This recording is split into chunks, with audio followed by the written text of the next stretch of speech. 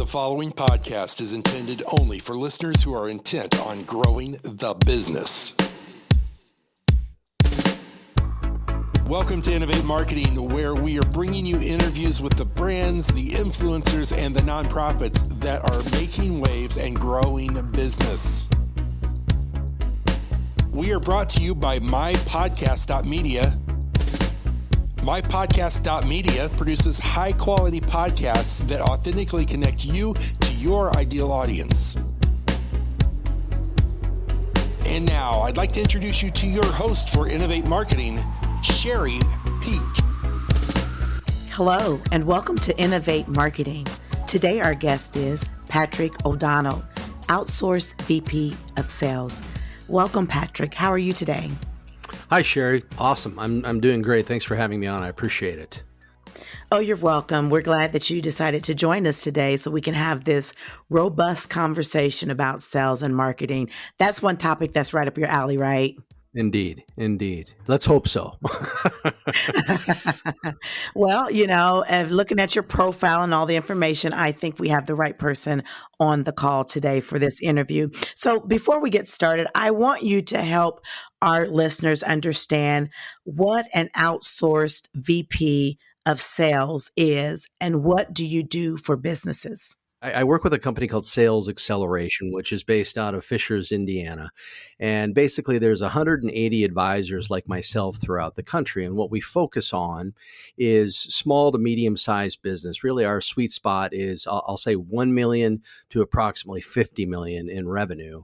And ultimately, what we'll do is we'll go into circumstances where that owner, that decision maker has come to a place of self-awareness that they either don't want to run the sales department, have found that that maybe isn't their forte, or just simply want to take their business to another level and need some help. So we'll go in and we will do things from hire salespeople on behalf of that owner up to and including running the entire sales department, which would include creating strategy, creating process, metrics, managing people.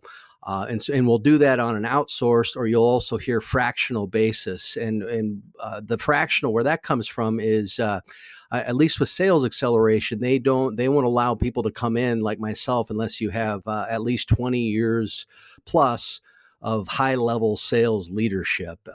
And so we'll come in with the experience and we will spend less time on site. It's not a full-time, we're not full-time team members. We'll come in and spend a set number of hours on a weekly basis. And in turn, that owner gets a great deal of experience, like I said, at a fraction of the cost, and not having to concern themselves with paying benefits or bonuses or payments up front, that sort of a thing. So that in short, well, or maybe not in short, that's what a fractional or an outsourced VP of sales will do. Grow sales is really what it comes down to.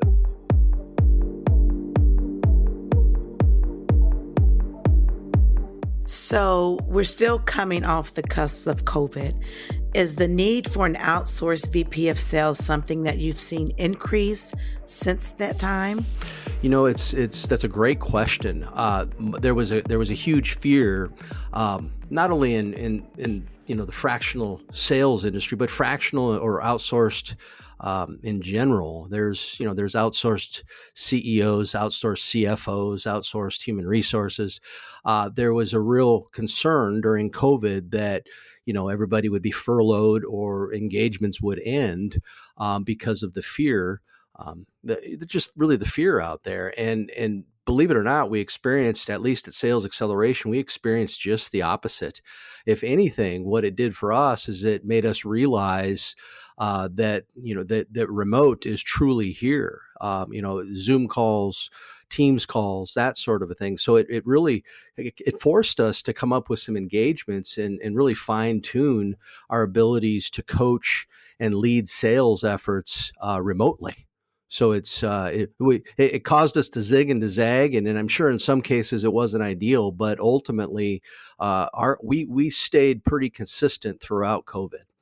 Can you talk a little bit about, on that note, the relationship between marketing and sales?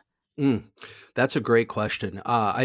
There's varying opinions on that, right? Or philosophies, if you will. My philosophy and my experience has been you have a marketing team that ultimately will will create lead or do some lead generation, and sales will come in and close those leads, if you will. So marketing generates the activity, sales will come in and finalize that activity that's created by marketing. So the two departments, um, they work very, very closely together, in my opinion. And really, I come into quite a few circumstances where I'm the outsourced VP of sales, and that owner will have an outsourced marketing company that they'll work with, and I'm communicating with that marketing company on a weekly basis to make sure our strategies and our messages are aligned.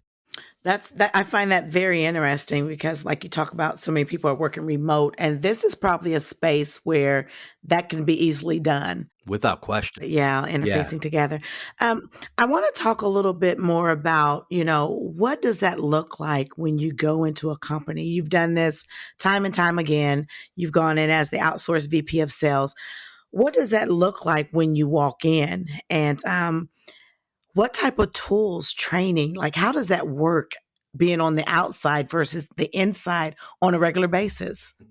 So here's been my experience in my little over 4 years of being part of sales acceleration as an outsourced VP of sales. It's my experience has been from one engagement to the next, albeit they're different in the outcome that they're seeking, very similar in that the owner or the decision makers are experiencing some sort of pain, and they had gotten to the point, or they have gotten to a point where I need this pain to go away, and I've tried everything. I don't necessarily think I can do this by myself.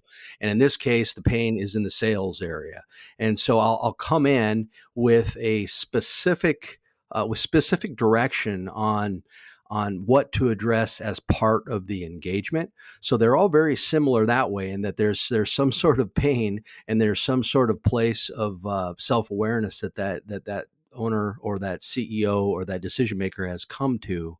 But that I say that, and when we dig right down into it, the engagements are custom. There's no question about it. Usually, it's typically 6 to 12 months where we'll come in, and it takes us that amount of time to achieve the outcome that decision maker wants.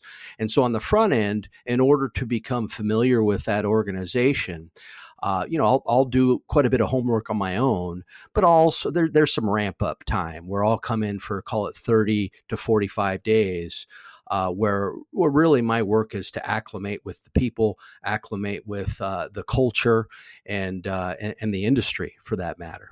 So, a part of what you do, you said your goal is to drive sales growth. Mm, And a part of you going in with that assessment with the company includes the sales acceleration's proven system mm. that focuses on creating record breaking sales for that particular company. Can you talk a little bit about the 3 steps that you use in getting that customer's growth to a point in which they desire?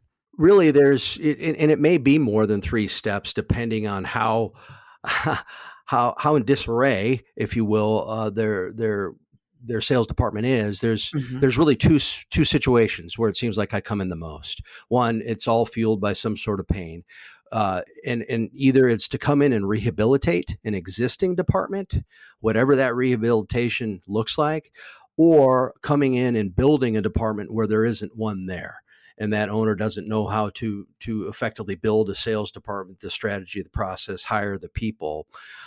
And so really the 3 parts to a successful engagement, if I'm following your question correctly, really there's the 3 big parts are setting a strategy, setting a process, and putting in place metrics. And that metrics may be, with implementing a new CRM, a customer relationship management system, or something of the like.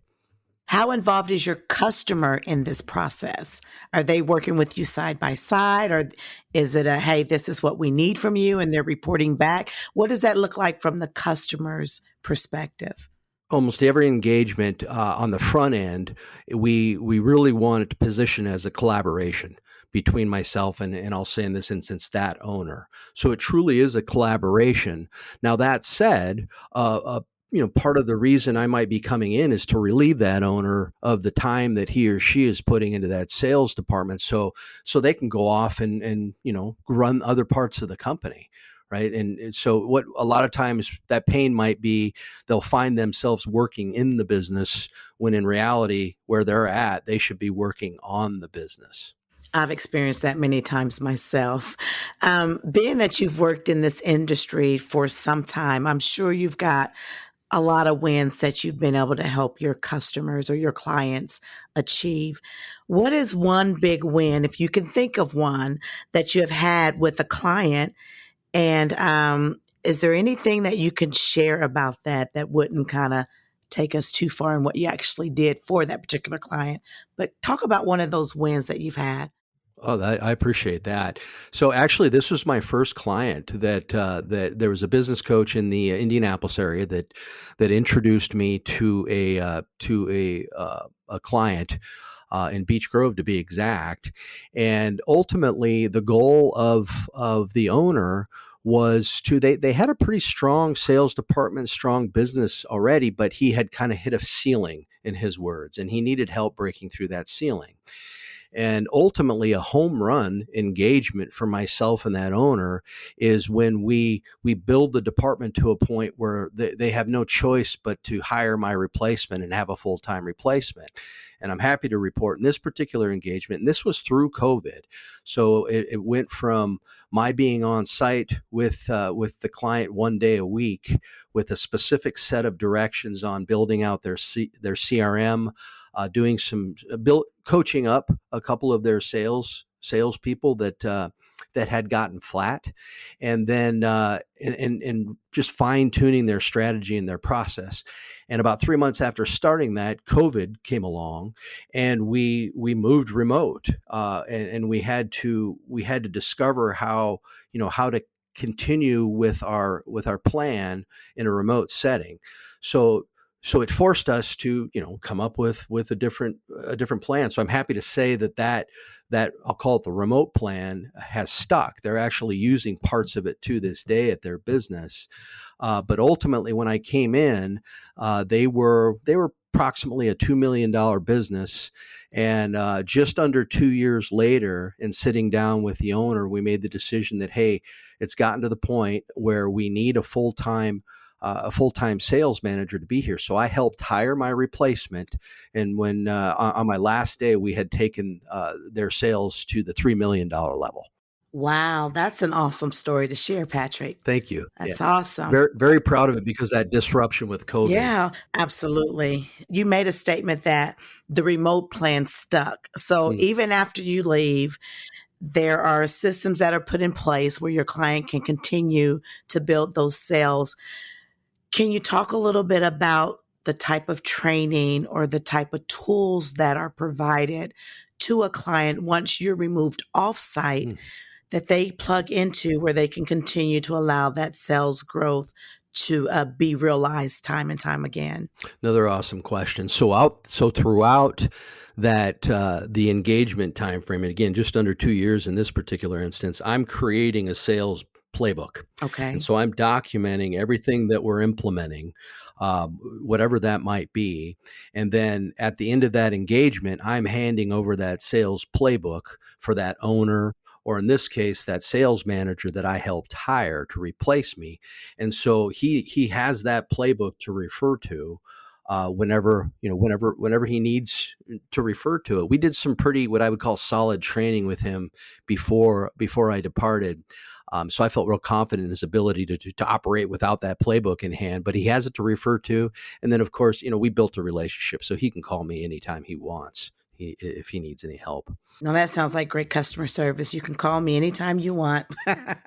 Absolutely. We've heard about outsourcing many positions over the years, as a way, like you said initially, for companies to reduce the cost in hiring, kind of filling in the gap for staff capacity to do the work. But this new outsourced VP of sales, I find that very interesting because a lot of times that's exactly what companies need to help them go from one level to the next. And so, on that same note, someone might be considering what you're do in your line of work and maybe don't even know where to start with this. I know there are tips that you can offer in turning their sales around, and then you can offer yourself in the work that you do in helping those businesses turn those sales around. So, how would you speak to the client, the company who might be at that place where they know there's a need for their sales to increase, but they just don't quite know where to start? And maybe they're not ready for the outsourced VP of sales yet. Maybe that's the next step. What would you advise them to do at this time? If I were to sit down with somebody that wasn't, for whatever the reason, they weren't in a position to move forward with an engagement with an outsourced VP of sales or outsourced sales leader, golly, I'm inclined to say what I would almost do in that situation is, maybe let them refer to one of the playbooks that I've created in a like circumstance, right? With the whole idea being, you know what, I'm at the point in my life where I want to give without an expectation of return. It seems to work for me, for my head and my heart. And so that's where my head goes is, hey, listen, I'll help without any kind of an expectation of return. So, let me refer back to this playbook I created with a similar company and go ahead and take a look. Wow, that's amazing. Now you don't get that every day, Patrick. So that really speaks to your willingness and the passion for the work that you do. You want to see people increase their sales and you want to be able to assist them in doing that. On that note, so there are people who probably sit in the space where they want to hire someone who serves in the position as you as an outsourced VP of sales. What would you tell them as far as taking that next step in connecting with someone who sits in that space like you?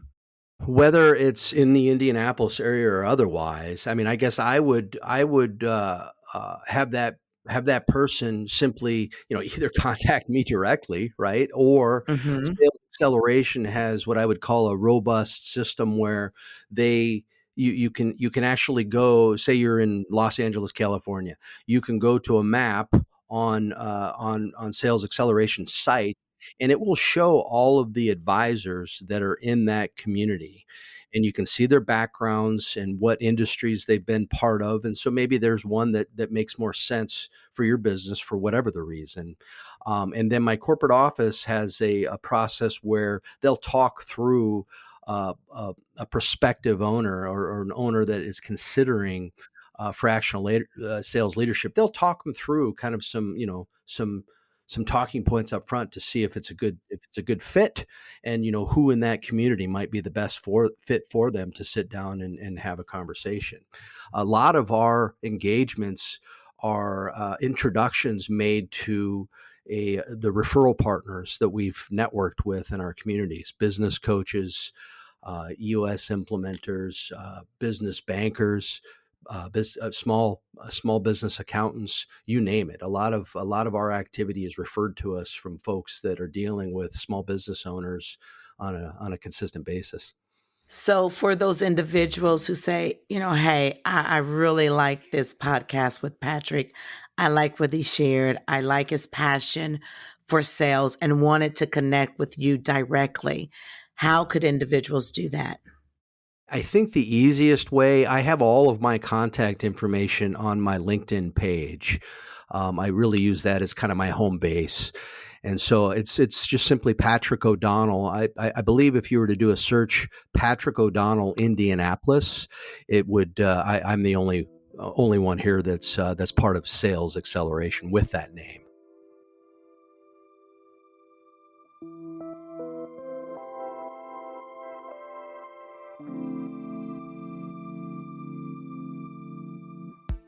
Patrick, as we wrap up our time here together, what are your final thoughts that you would like to leave with our listening audience today?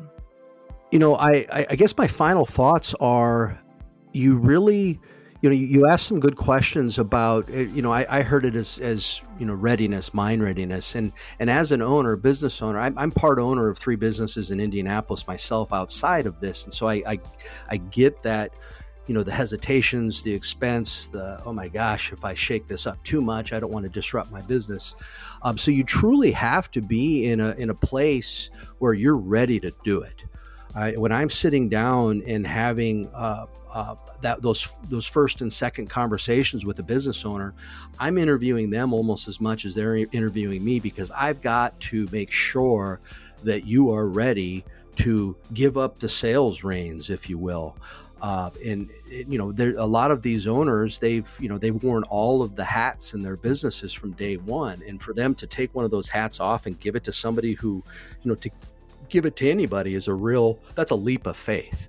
So I guess it's kind of a broad statement, but just be mind ready. Be mind ready to experience some disruption at first, and that disruption is going to turn into sales growth. I like that. And that's a great place to end.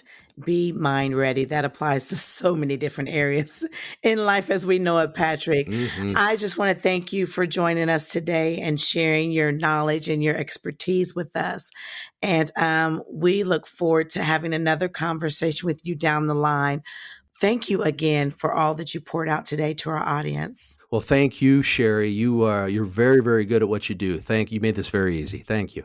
Thank you, Patrick, and you are very welcome. Well, friends, that's all that we have for you now. And until next time, all, please be safe and stay great.